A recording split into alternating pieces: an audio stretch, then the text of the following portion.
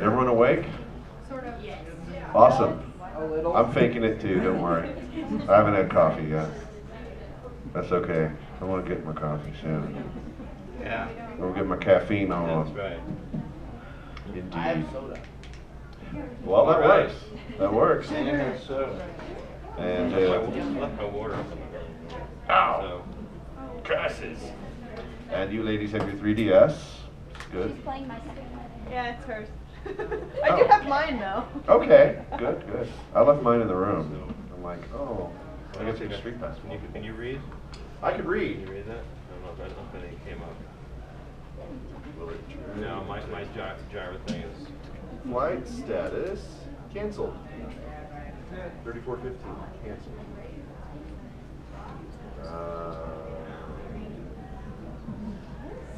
Yeah, that's not good. I'm trying to see if it gives a number, if it says they'll auto revoke you or anything. Oh. It says nothing, not anything. Yeah. Ugh.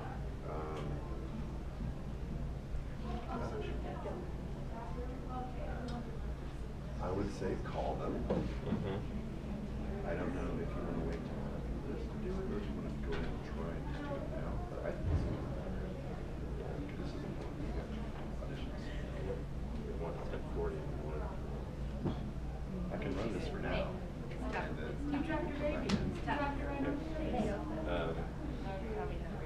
all right. Yeah, I'll stay, and Lucian should be here any minute, so we'll hold the fort. Okay. I'll be back. Yes. Don't worry. Goodbye. This is way more important. No, Yes. You guys are important. Yes. We gotta make sure that people can get back to where they need to be in those darn winter advisories. Yeah, Professor Oak lives on the East Coast, and Jamie McGonigal, one of the other voice actor guests, his flight got canceled, but he's stuck in Chicago, so he's like halfway there, sort of ish. But he's in the DC area, and so like, oh. Anybody know how stressful it is to find out your flight's canceled and you have things to do tomorrow and the world will end if you don't do them? That's not good. That's not a good feeling. I'm very fortunate because I'm going to the West Coast, and the bad weather has already come through there and come through here, and it's now going back east. So yeah. Anyway, so how about them Pokemons? Yay, Pikachu! Yeah! Pika, Pika! I've always loved that they just say their name twice. That's all they do, right? Squirtle, Squirtle. Charmander. And they just say their name, right? That's all they ever do. They never. Imagine if people talked like that. That's right. I like that. I like that Squirtle has the pointed glasses that Kamina and Gurren Lagann ended up wearing. So I don't know if that is a nod, a reference to Pokemon, or the glasses just happen to look exactly the same. I don't even know. I think it's hilarious that you mentioned that all they do is say their names when you voice acted in Origins when none of them said their names. None of them said their names in Origins? See, I didn't see Origins. All I did was see, like, when I record on any anime project, well, anything, I don't see the whole thing. They just show me the scene that I'm in. It's like, here's the Japanese actor, and now you go ahead and record over the Japanese actor. Yeah, in Origins they were like a lot more feral. Yep. Oh. Oh, yes. It was a lot more Wonderful. dark compared to the regular. Okay. All right. Interesting. Yeah, it was. It was a little bit awkward when I first saw the auditions. Right, as the auditions were sent through the email. A lot of voice actors record at home nowadays, or if we not all of us have fancy home setups. A lot of us just have a simple USB mic or record in the closet or make ghetto stuff. Here in the hotels, you just do a pillow fort, and it works. I've got a really good mic that plugs directly into my iPhone, and I use a little editing app, and I can email from the app, and it's so convenient. And it sounds great, and all I do is set up the pillows and put the comforter over the top of my head. I look like an idiot, but it gets really stuffy in there because there's no noise, and that's the whole point. You have to have no noise. In other words, it's called deadening the room, soundproofing it. Otherwise, it sounds live as opposed to dead. This is a live room. You know why? Because the sound waves are bouncing off the walls. It's alive, it's alive. So this would not be the perfect ideal audition situation. So we record at home, right? Most of the voice actors are expected to be able to record from home. So I received the audition notice for Pokemon. I'm like, wow, I thought that was recorded in New York. Because for a year, the main show that you guys have seen all these years was done in New York.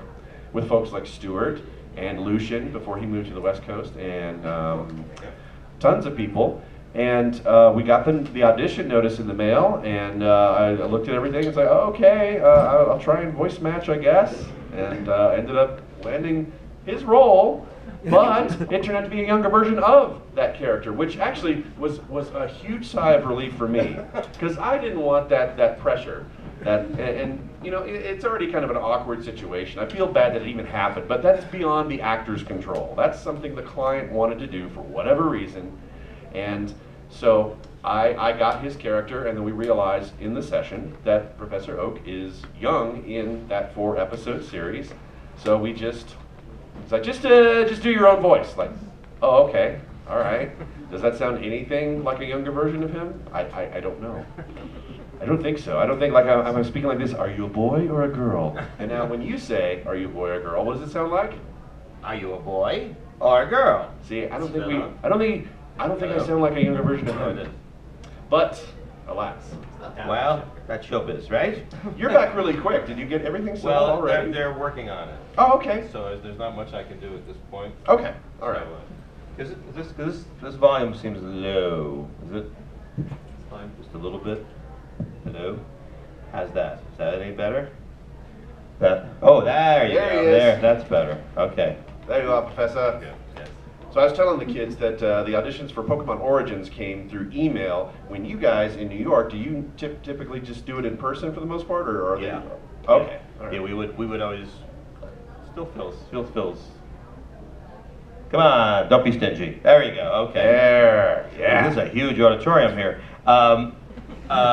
We would have to all go to the production office, and they had booths set up, and where they ran the auditions right there. So no email operations. Okay. All right. So you haven't done that. You don't have like a USB mic. I do now, but I haven't done any anime work Okay. over that. I've sent some auditions out that way, and done a little narration stuff. Nice. So, Nice. Trying to think of. If you guys have questions, raise your hands. Yeah. I'm just trying to bounce off where we're talking about. It's like, okay, so email auditions, in studio auditions, usually someone from the client side, from the Pokemon, were Japanese people there at your audition? not at the audition that I remember. I think it was all just people from 4Kids, and then I think they sent the tapes to the Japanese counterparts, and they gave final approval. So. Okay, Yeah. all right. As far as I understand it, yeah, the clients in Japan are the ones who have final say, even though they don't speak our language. You know, they want to approve the voice. They can sit there and listen and go, yes, no, I'll do it again. So the directors will probably pick, just to save time, they'll probably say, all right, we love Stuart's audition, we love Lucian's audition, we love Kyle's audition. Let's go ahead and send all 3. And the director may say, like, this is my first choice. We want Stuart for this. But we also like these 2 alternates. Right. And so they submit them all and it's like, yes, we approve of your first choice. Or it's like, no, we like your second or third choice. So that's how it kind of just balances out. And we tend to hear back from auditions anywhere from a couple weeks after to maybe a couple months. Right. Has that been your experience? Yeah, there's rare projects that do this stuff well in advance, and then then you forget that you even did them, and then you hear. Yeah. But the business to me works very quickly, you know, and that when they have a casting call, it's because they have a need. So if you don't hear in a week, generally you're not going to hear. My experience is, you know, it's more like if they don't call you that week, then just move on. So, and I think that's true. Pretty much anything in the business is like.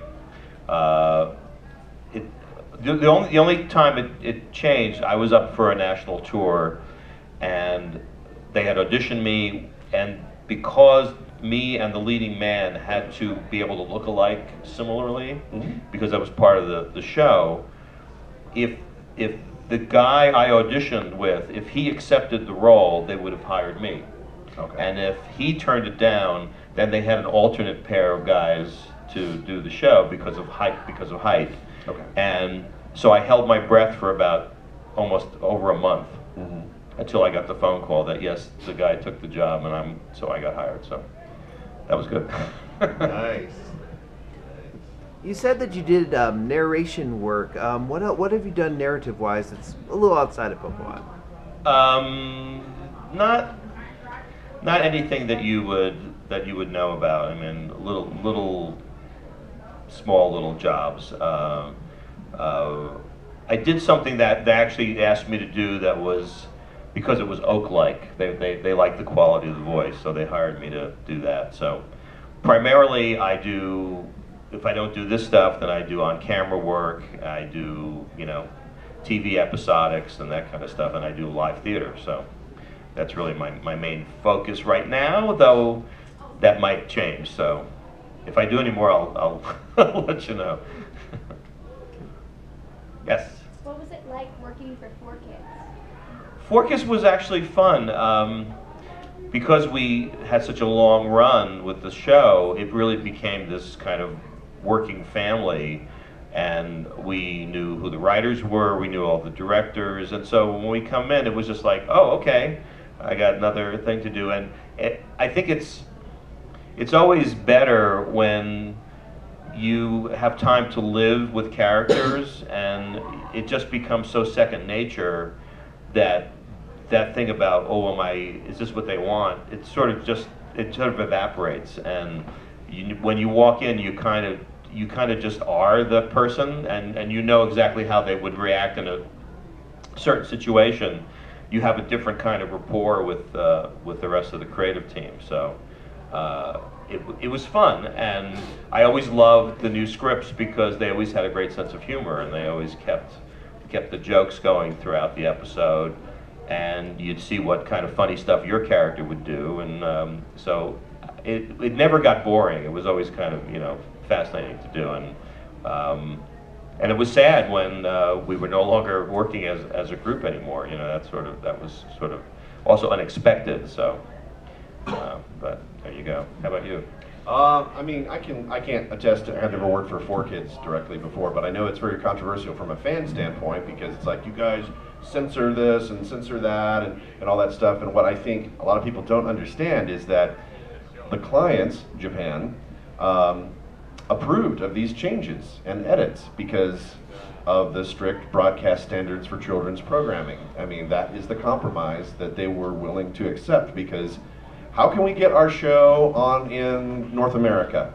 How can we reach the widest audience possible? It's like, well, you have something that's marketable for kids. It's like, let's reach a global kid audience. Okay, well, the standards in America are probably different than they are in South America or Europe or whatnot. So they probably didn't have the same censorship issues to deal with. So it wasn't 4Kids sitting there going, let's just censor this and change this cigarette to a lollipop. I mean, it doesn't matter what show it is. Jelly donuts. Exactly. Everything, when it's going to be shown on TV, especially being marketed towards a young audience, has those same standards. So there's no hypocrisy going on. For these shows, there are certain things. I mean, if you watch the cartoons in the 90s, even, and I'm sure it still happens, the example that came to my mind was Batman the Animated Series. So you're thinking, okay, there's going to be a lot of gunfire and things. Well, it's still a kid show. No one's like shooting each other directly. No one's getting shot directly. People who fall from large distances land in the water. Oh, every time. And then you see them get up and go, oh my gosh, whew. It's like, so you know for a fact they didn't die. Right. So, yeah, that's kind of the interesting thing that people either are not privy to or they don't realize, is that these changes in censorship aren't some big evil dictated plan by these corporations. It's just an unfortunate compromise that has to be made for a lot of these shows. Yeah, it's sad because and when you, especially when you come from an organization that's on another continent, there's a cultural shift. So I think there was a lot of negotiation from 4Kids with Japan to make sure that they could Americanize it enough so that the American audience would appreciate it. So I think they trusted 4Kids, knowing that and I think, you know, it took a while to just understand what we were doing, but obviously the success of the series proved that, and I think they probably got more relaxed with it as the seasons went on. So, but it's a delicate negotiation. Yeah, the you whole know? the censoring of any show. Dragon Ball Z, a huge property in the early 2000s, that was censored like crazy to get on Cartoon Network when a lot of you were younger or maybe not even born yet, but maybe some folks in your family can relate to it. It's like, oh yeah, I remember that. All the blood is gone and all this digitally painted out. They still do that for almost all the shows. They have to in order to get it onto TV. But now at least they can release it uncut on video. So there are ways to watch shows, you know, uncut. It's like, it's butchered on TV. It's like, well, think of it on TV as a commercial. It's like, you want to see all the blood and mayhem and everything that was originally animated in it? Buy it.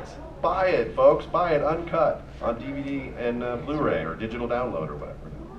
That's right. Not that Pokemon was ever bloody. But No, they go back in their ball and they come out again. right, You know? right. I mean, they changed names. They Right. Americanized it. Right. So it's like, yeah. And I don't know if those are available officially, the Japanese version subtitled with all that. You guys know? I don't know. No. I don't know. They tried that with Yu-Gi-Oh! Yeah. And they issued a couple DVDs out and it tanked. No one bought it. Really? Yeah, it's like, that's interesting. You guys were complaining that we edit it and then you put it out uncut and no one bought it. Like, well, which is it? Which would you want? Ah! Can't have it both ways. Right. But our way was better anyway, because everybody wants to hear the American voices, you know? Yeah, you're in America. I mean, for people that grew up watching it and don't even know what anime is, and probably to this day don't watch any anime, but they love Pokemon or something that they gravitated towards. They just stuck to it.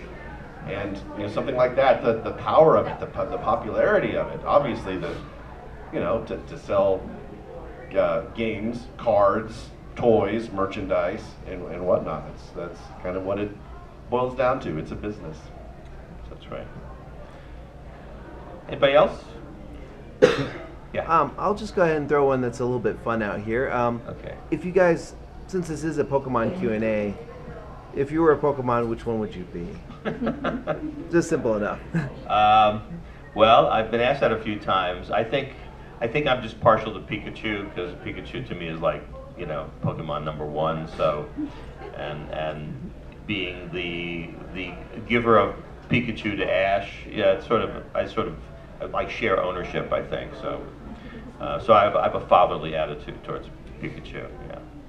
I am also a little biased towards Pikachu. He was the first one that I saw. Is it a he or a she? Have we determined the sex of Pikachu? Ash's Pokemon. Because the Female tail is ones the have heart a shape is a ribbon female. tail. Oh. Okay then. So in other words, it depends. Like he or she? I don't know. I guess. Yeah. Let's ask the foremost expert here, Professor Oak. Let us find out. But yes, Pikachu, and then I was like, yes, that's awesome.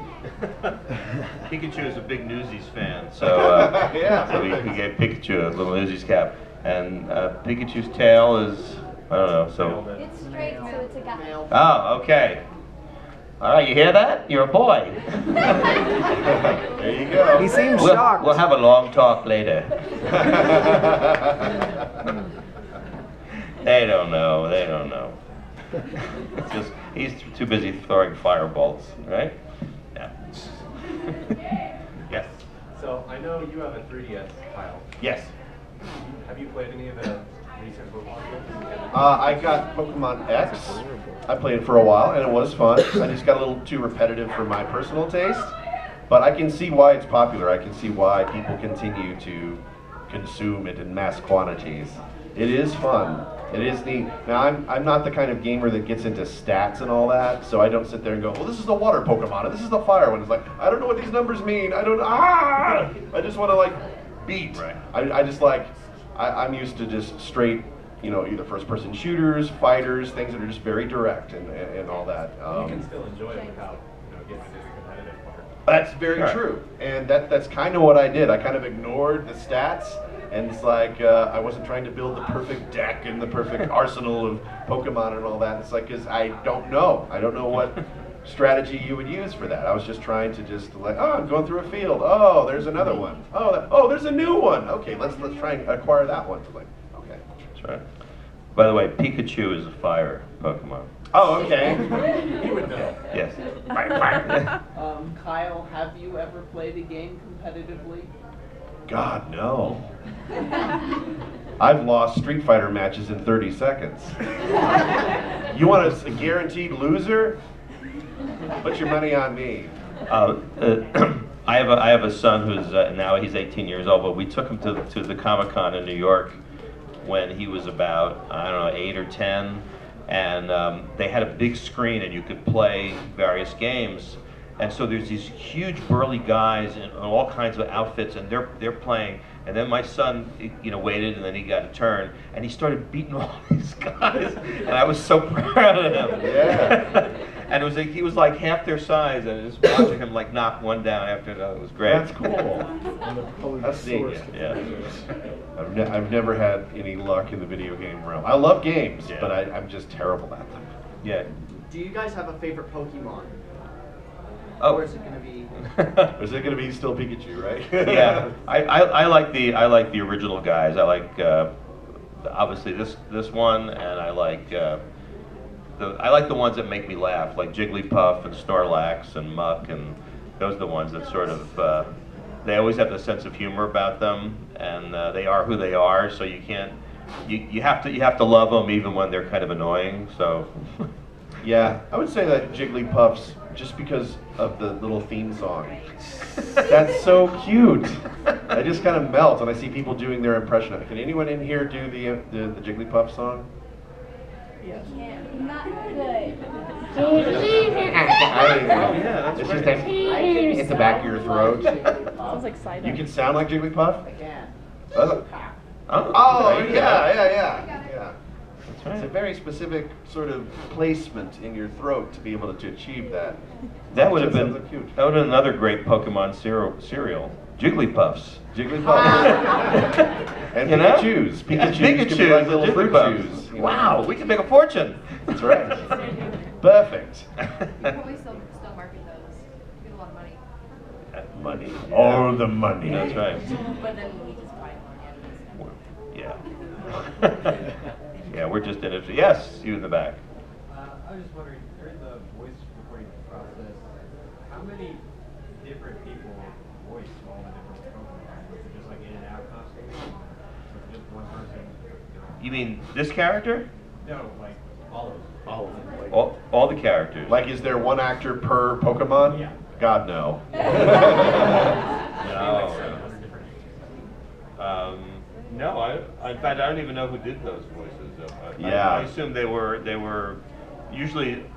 My impression was the directors used to do them because they were easy to just lay in those tracks, and nobody really knows who that is. So. Do you know Bill Rogers or Michelle Knotts? They No. work on the newer dub of it, and they have just been. They'll go around saying, "Oh, we've voiced dozens of them." So, Sure. I think from a monetary standpoint, from a production budget standpoint, since you have to pay each actor, wouldn't it make more sense to just pay one actor to do 10 Pokemon, for example, as opposed to paying 10 actors? Right. Time is money. I know Jamie, you were talking about Jamie before, he did Barry. He also did all the employees. I don't know if he did any Pokemon besides Pokemon. He did Grumpy. Occasionally, when I come to a session, they end the session by saying, "We have some group things we need just to fill out the sound." So I would lay some extra tracks of people running or screaming or whatever it is. So that kind of stuff. Say one word. So. Yeah. Yeah. And everybody, I'm sure, knows the Pikachu trivia is that the voice of Pikachu has always been done by the same Japanese woman, and that's the only character that didn't have an American equal. So there he is. Lucian Dodge, everybody. Hey-oh. We thought so too, because they're so organized here. Lucian Dodge, ladies and gentlemen. Hello. Joining us. Introduce myself. I don't know. Yeah, you should. Sure. Hi, I'm Lucian Dodge. As he just said. Yeah. So, But in not case you as- forgot, not as in the well as past you 2 did. seconds, no. Which Pokemon are you? I'm actually in Origins. I'm Coughing, Kabutops, Oddish, and yeah, I think I'm those 3. Oddish, that's a great name. I like Oddish. It's a bit oddish. Are you people too? What's that? Are you people characters People too? characters? Yes. Well, in the main Pokemon series that airs on Cartoon Network, I play Chili, one of the Striaton gym leaders of the Triplet Brothers. And in Origins, I play Blue. So smell you later. He doesn't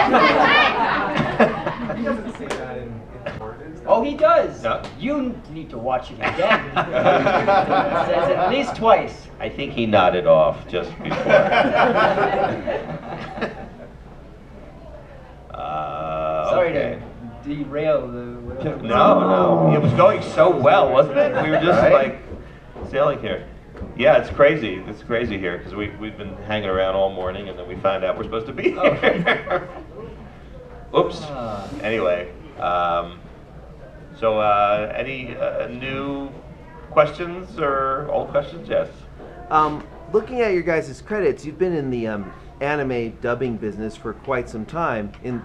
For example, you've been in Irresponsible Captain Tyler and Slayers and such. Uh-huh. How do you feel the anime industry has changed over the years? I think the market has gotten really crowded. When I went for Pokemon, there was nothing else on. The Pokemon created the genre in America, as far as I know. I mean, it was like there was the Disney cartoons and there was Warner Brothers cartoons and Hanna-Barbera, and all of a sudden this came in and it really opened the door. And now it's like jam-packed. And even in the 9 or so years that I was doing Pokemon, these new series just kept bombarding us. And I think it's, I mean, there's obviously room for it because there's an audience. But I think it was really shrewd and a really good move for them to pick up these series that were really popular in Japan and start to introduce them to American audiences because they've really kept caught on. So it's been good and it's given us work. So That's true. How bad could that be? You see the popularity made by benchmark shows like Sailor Moon, Pokemon, Dragon Ball Z, Inuyasha, things like that, help pave the way to license new shows to come over. And then here we are where Adult Swim is back, where it was gone for many years, and then it came back. The power of social media. The fans spoke loudly on Twitter saying, "We want our anime back on Cartoon Network," and it happened. So I credit those benchmark shows from the past few decades. The reason that we have anime right now on mainstream television, accessible everywhere. For all that. Toonami came back. Yeah. I think that's a testament to Right. people wanted that. Absolutely. Bring back Toonami. We love Toonami. Does anybody know that Family Guy was actually canceled? Yes. It was canceled Many in times, yeah. And fan pressure Yeah. brought it back, and now it's like this juggernaut. It's like this, it's on all the time. They killed Same. Brian for like 4 episodes. Yeah. Well, that was a big mistake on that. It's like, really? There's a similar thing with Futurama too, wasn't there? Wasn't Oh, it yeah. also like canceled? Yeah. Then they bring on a new dog voiced by one of the, what was it, like one of the guys from The Sopranos or something? Well, he got so much hate mail from Oh. killing off Brian. It's like, talk about a beloved character. It's like, come on. Well, the student, Brian. There's somebody who has too much power and he's too rich, so he goes, let's try this. And maybe he did it just to create the furor. I don't know. Do you think it was purposeful just to get It might have been. get people talking about it and like, oh, now it's. And he goes, they still care. They People still are gonna tune care. in now. So. Everything's going as planned. Let's see if we can push that button. Well, then God punished him because he did that feature film, A Million Ways to Die in the West, and Yeah. it totally tanked. So there you go. That's what you get for killing off Brian. But to bring it back around to anime, the power of the fans.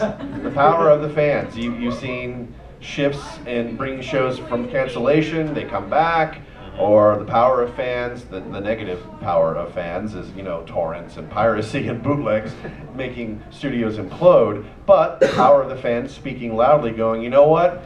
We want to try it before we buy it. So now you have this new model in place where companies like Funimation and Viz will put on episodes for free online for you to consume. It's like, all right, or put the streaming ads that you can't skip because they have to make their money back. Everything is an investment, so you have to tolerate commercials.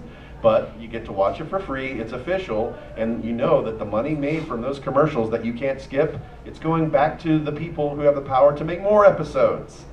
So commercials are a good thing, as much as we hate them. Those advertising dollars matter. So watch those commercials, right? So you guys have done plenty of voice acting for Pokemon. Has there been any roles in the past or present in the new series where you would want to like be that character in the voice processing? One that we're not currently doing, or Yes. yeah.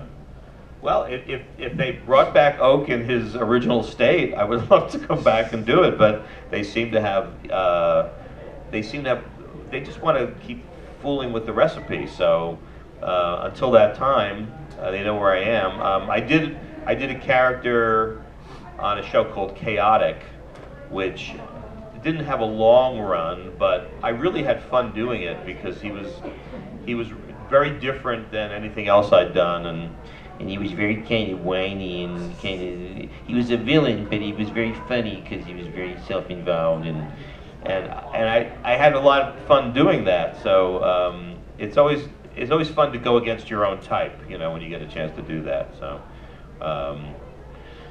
anybody else? What do you guys? I mean, I'm honestly not familiar with what the new characters are in the new season, so I can't be terribly specific. For me, I think it would just be cool just to be anything in one of the movies. That would be my pipe dream. Anything. I'll be the person who gets thrown overboard in the first 10 minutes. As long as I'm in the movie, and I'm like, hey, that was Let's get him! And you're dead.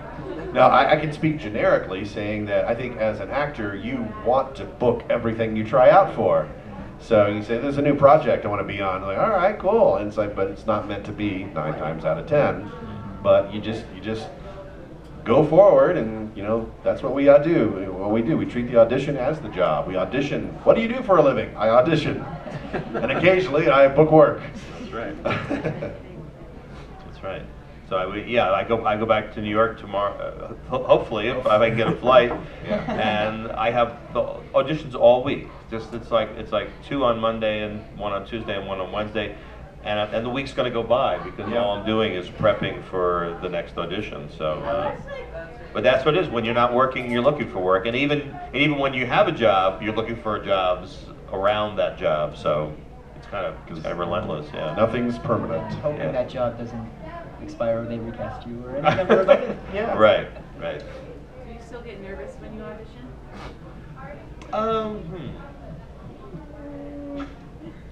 Not from. I audition a lot from home now. Just that's the way the industry is kind of moving towards, and it's just more efficient, more convenient in certain cases. As far as you don't have to drive or take the subway, as in New York City, is that when I lived there.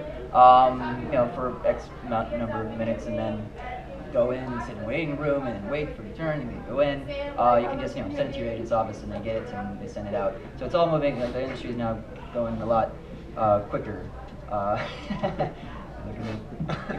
Pikachu's butt. Just propping them up. Where was I going with that?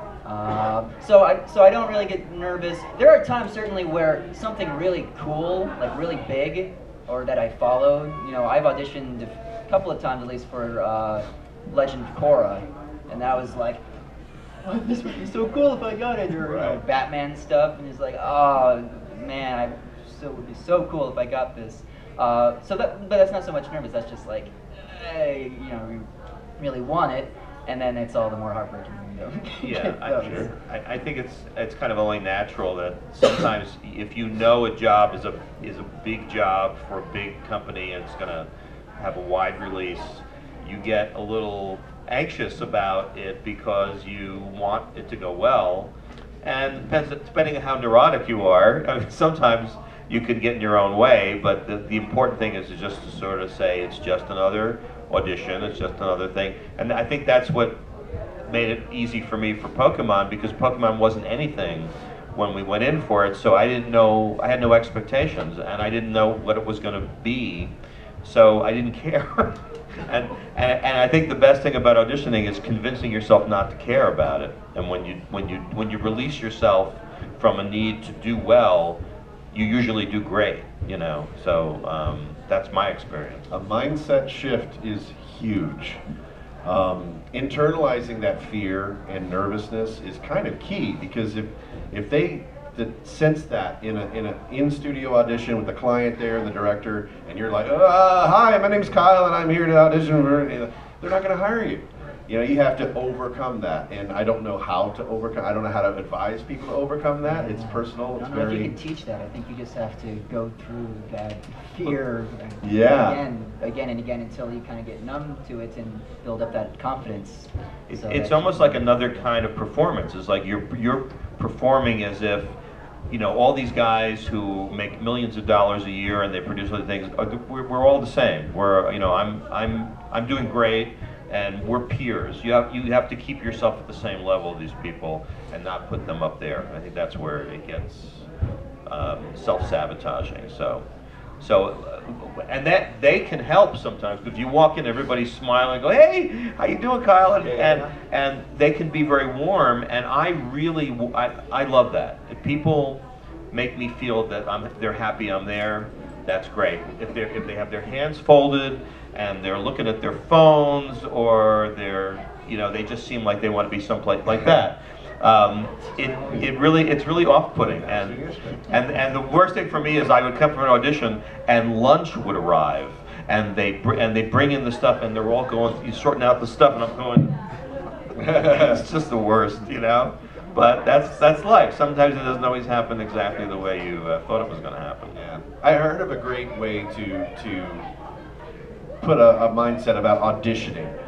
From Jack Angel. Now, Jack Angel is an older gentleman. He's old school from a lot of stuff from the 70s, 80s, 90s and stuff. Teddy in AI. In AI for I don't Steven think it's a great movie, Spielberg. but he was good in it. He was in the 3 Toy Story movies. Yeah. He had to voice match Papa Smurf, I think, after Jonathan Winters died. Oh, I think so. But anyway, he had advice about auditions. It's like, all right, so it's so easy to get down on yourself. It's like, audition, and no one hires me. It's like, think about this. All right, so if the ratio of booking to just trying out and not getting hired is 50-1, right? You try for 50 things, they only hire you for 1 thing. Think of every time you go into audition as being 1 step closer. It's like, so that just lifts the burden off your shoulders. It's like, wow, that was great. 1 step closer to that booking. And you can't get to that booking if you don't try. Yeah, give exactly. it a shot. So Exactly. Got to do it. What do you honestly have to lose? Pardon the cliche, but what do you have to lose? If you don't get it, you're not going to die. Life goes on. Yeah, that's a good example of feeling the fear and doing it anyway. You know, just saying, "Oh yeah, I know this could be, but I don't care. I'm just going to go ahead." And we all fail. You know, we succeed sometimes, we fail sometimes. So just be convinced that you're going to fall down and you're going to get back up and you're going to walk away. It's fine. So you will learn from failing. Yeah. There's another great tidbit. I'm pretty sure that the one you mentioned was from Crispin Freeman's interview with him. Yeah. And there's another great thing that he said that I now quote, and I really love, about just the prospect of auditioning. And he says, you know, there are a lot of these young people who are getting into the business, and they have this mindset of, you know, that you have to be ready for lots of rejection, and that idea is a load of yeah. That's not the game. The game is a matter of selection. If you get 10 call around to the agents and you get 10 people to audition for Santa Claus, and they all come in and they're all really good, and one person, his cheeks are rosier, but and another's got the laugh, but they're all good. At the end of the day, they can only choose one Santa Claus. That doesn't mean that the rest were bad.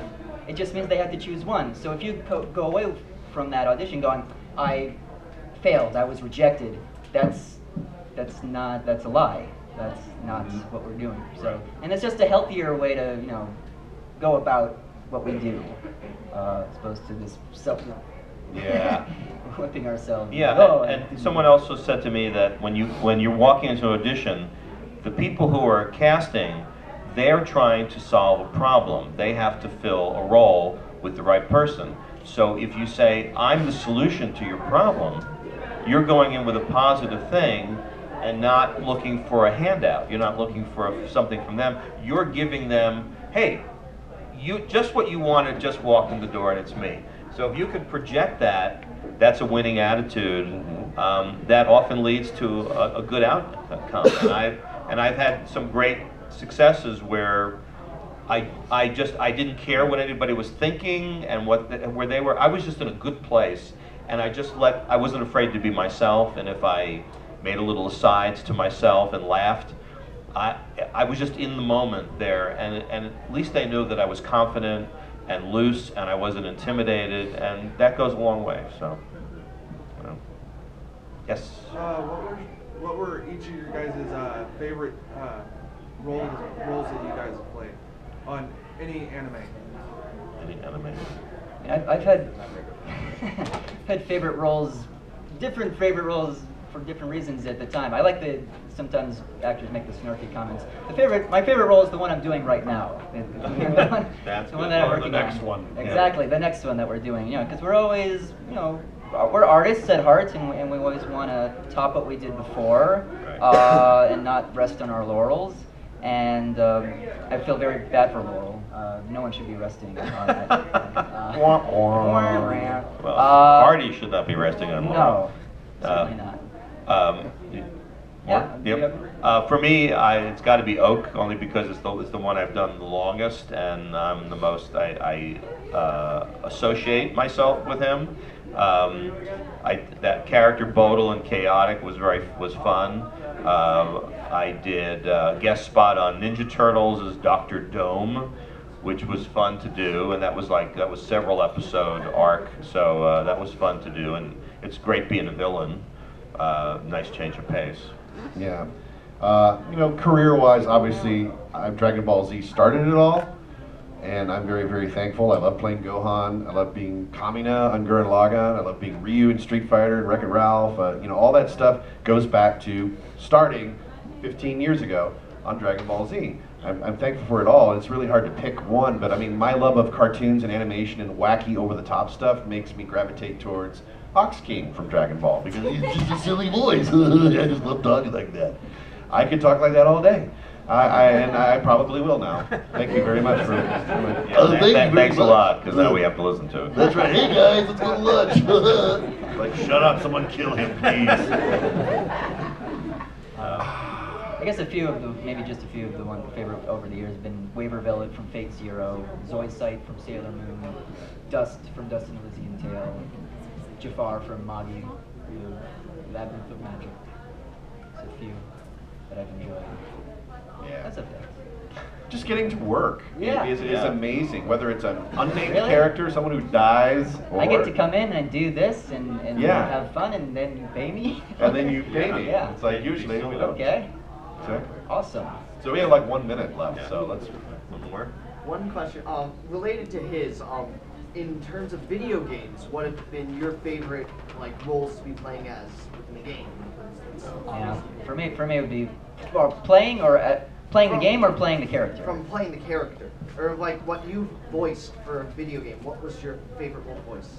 Definitely Dust from Dust and Elysian Tale. It's just a beautiful game, and yeah. The only one I voiced is Oak, so that's got to be Oak from the video game. Love being Ryu in Street Fighter, but honestly, a lot of people would just kill just to play a zombie on Resident Evil, and I've done that. I've gotten to be several in Resident Evil 5 and 6. So I love my job. It's just I get to go play. It's awesome. Wow. Well, is the next? Oh, yes. Heroes or villains? It depends on how well written they are. Yeah. Because any character, villains a lot of people like to play villains because it's so kind of outside of how they normally get to act in the real world. But still, if it's just a really two-dimensional flat villain character, then that's not very fun to me either. I would rather play a really three-dimensional, hero character which has his darkness and comedy and lightness and all that. Right. So to me, it depends on the writing. I don't have a preference as long as they have a sense of humor. I think both the good guys and the bad guys, if there's something funny about them in their evilness or their goodness, that's great. So Oak is basically a good guy but he's got a quirky eccentricity to him, which I love. And then characters, villains who also make you laugh once in a while are fun. Yeah, heroes have a different dynamic, of course, than villains. There's a little more energy behind getting to be a protagonist, and then there's something about just going polar opposite of you as a person. It's like, oh, I get to inhabit the skin of someone that I would never be, and that's really exciting and challenging. So, like Bleach, being eyes and all that, he's not over the top 99.9% of the time. He's very even-keeled. It's a very easy voice to do. I just like talking like this too. Or I could talk like this too. I don't know. So, the next panel is you're up, arranging. right? Yes, okay. Yay. So thank you all. You've been great. Oh, we're gonna go to a signing table from 12 to 1. So If you had a question that you didn't come get to over ask, and you say could hi. come and All right. ask us at the signing table. Great. Follow us there.